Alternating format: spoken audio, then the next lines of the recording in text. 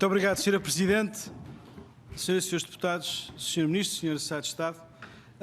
Em primeiro lugar, gostava de lembrar que esta é uma audição a requerimento do PSD e também do Bloco de Esquerda, precisamente para tratar deste ponto. E é por isso que somos nós que começamos e não o Governo, porque o Governo hoje vem cá para prestar esclarecimentos sobre uma matéria que incomodou o PSD, porque percebemos, a 10 de janeiro já deste ano, que o Governo português teria assinado uma declaração conjunta com os países do Sul, em Roma, que continha um ponto que falava das listas transnacionais e que apoiava deliberadamente esse princípio e esse conceito por parte dos países que estiveram reunidos em Roma.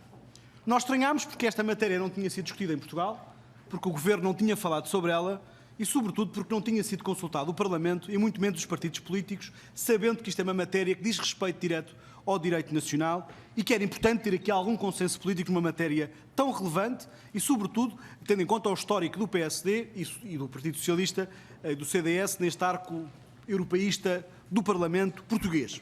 Mas quando procurámos ter acesso a essa declaração, fomos ao site do Governo.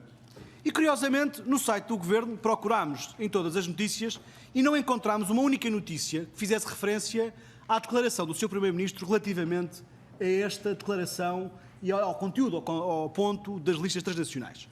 O Governo português foi sempre muito hábil, o Governo português, liderado por António Costa, foi sempre muito hábil a divulgar aquilo que eram as conclusões das Cimeiras do Sul como uma grande conquista do Governo e como tendo sempre muito impacto na política europeia. Curiosamente, esta de Roma foi muito discreta.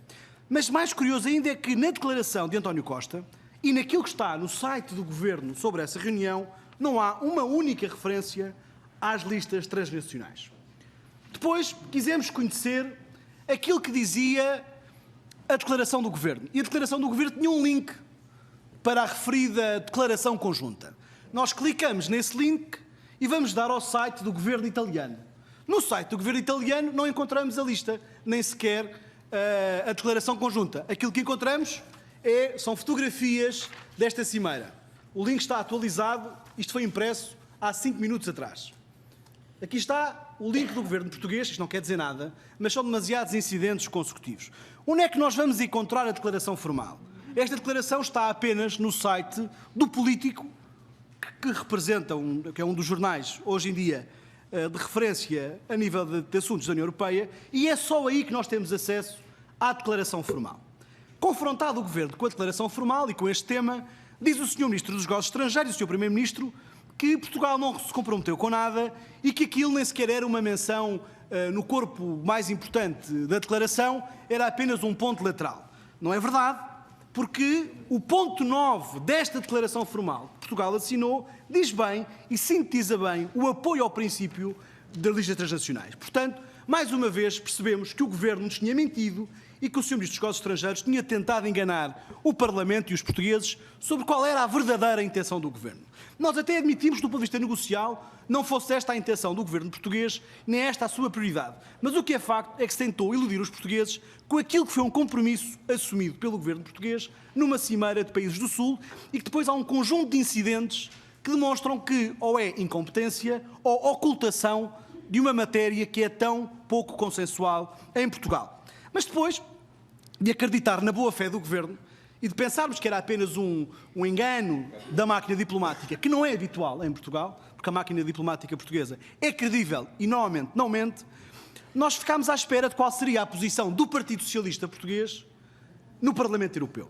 E então ontem, curiosamente, no dia a seguir ao agendamento desta reunião, nós percebemos qual é a posição de todos os eurodeputados do Partido Socialista Europeu, depois do Governo português ter dito que não tinha posição e que nunca tinha dito que era favorável às listas transnacionais. O que é facto é que todos os deputados do Partido Socialista Europeu votaram contra a retirada de um ponto importante do relatório do Dr. Silva Pereira, que precisamente incluía vários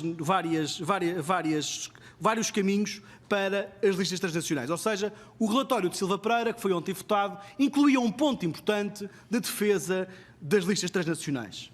O que é verdade é que os deputados do PSD no Parlamento Europeu votaram a favor da retirada deste ponto, os deputados do Bloco de Esquerda votaram a favor da retirada deste ponto, os deputados do PCP votaram a favor da retirada deste ponto, E surpresa, quem é que são os deputados que votam contra a retirada deste ponto, logo a favor da manutenção das listas transnacionais no relatório? Os deputados do Partido Socialista Europeu, o Dr. Marinho Pinto também e o deputado José Inácio Faria. Isto vem confirmar que, afinal, das duas uma. Ou o Governo não tem estratégia e não sabe o que quer, nem o Partido Socialista, em matéria de listas transnacionais, ou então são muito bem organizados e têm uma estratégia lá para fora e uma estratégia cá para dentro.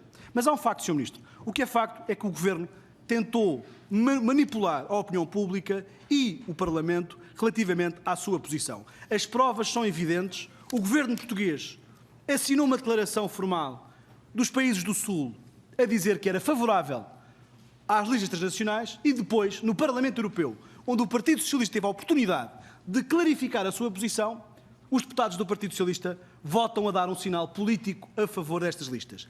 Em que ficamos, Sr. Ministro? Portugal assumiu ou não o apoio a essas listas na Cimeira de Países do Sul? Os deputados do Partido Socialista em Bruxelas fizeram ou não valer a posição do Governo português? Em que é que ficamos?